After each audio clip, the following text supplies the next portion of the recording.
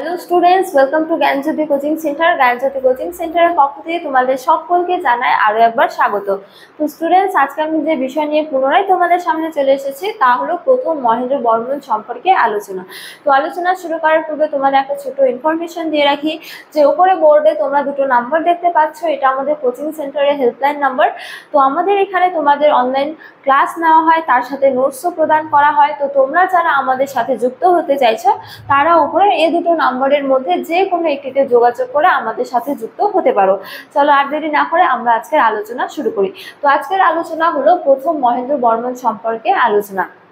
তো বলা হয়েছে যে পল্লব রাজ সিংহ বিষ্ণুর মৃত্যুর পর রাজা হন তার পুত্র প্রথম মহেন্দ্র বর্মন এবং তার রাজত্বকাল ছিল 600 খ্রিস্টাব্দ থেকে 630 খ্রিস্টাব্দ পর্যন্ত। এরপরে বলা যায় যে তিনি সমসাময়িক ছিলেন হর্ষবর্ধন এবং চালুক্য রাজ দ্বিতীয় পুলকেশীর সমসাময়িক রাজা ছিলেন। তো এবারে বলা যায় যে তার সম্পর্কে জানার একটি গুরুত্বপূর্ণ উপাদান হলো কপিতেশ্বর মন্দিরের লিপি। তো এবারে আমরা আলোচনা করব তার সাম্রাজ্য বিস্তার নিয়ে। তো বলা হয়েছে যে প্রথম মহেন্দ্র বর্মনের আমলে পল্লব সাম্রাজ্য মূলত উত্তরে কৃষ্ণা নদী থেকে দক্ষিণে কাবেরী নদী পর্যন্ত বিস্তৃত ছিল।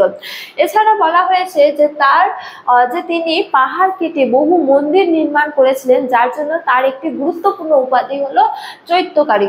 এছাড়া বহুমুখী প্রতিভার জন্য তার একটি অন্যতম গুরুত্বপূর্ণ উপাধি হলো বিচিত্র চিত্ত। এছাড়াও তিনি পল্লব মল্ল নামেও পরিচিত। অর্থাৎ এগুলি হলো তার গুরুত্বপূর্ণ উপাধি। এবারে বলা হয়েছে যে পল্লব এবং চালুক্যদের মধ্যে দীর্ঘদিনের যে দ্বন্দ্ব বা দীর্ঘদিন ধরে যে যুদ্ধ চলছিল, এই সংঘাতের সূচনা হয়েছিল প্রথম মহেন্দ্র বর্মনের আমল থেকে। এছাড়া বলা যায় যে তিনি মূলত চালুক্যদের পরাজিত করে জয়ীও হয়েছিলেন। তো তার ধর্মীয় জীবন সম্পর্কে বলা যায় যে প্রথম জীবনে তিনি জৈন ধর্মের অনুরাগী ছিলেন, কিন্তু পরবর্তীকালে তিনি জৈন ধর্ম পরিত্যাগ করে শৈব ধর্ম গ্রহণ করেন। তো পরিশেষে বলা যায় যে তিনি সঙ্গীত, চিত্রকলা এবং নৃত্যেরও সমর্থক ছিলেন। তো স্টুডেন্টস, এই ছিল আজকে আমার প্রথম মহেন্দ্র বর্মন সম্পর্কে ছোট্ট আলোচনা। তোমাদের আলোচনা ভালো লাগলে অবশ্যই ভিডিওটি লাইক করো, বন্ধুদের সঙ্গে শেয়ার করো।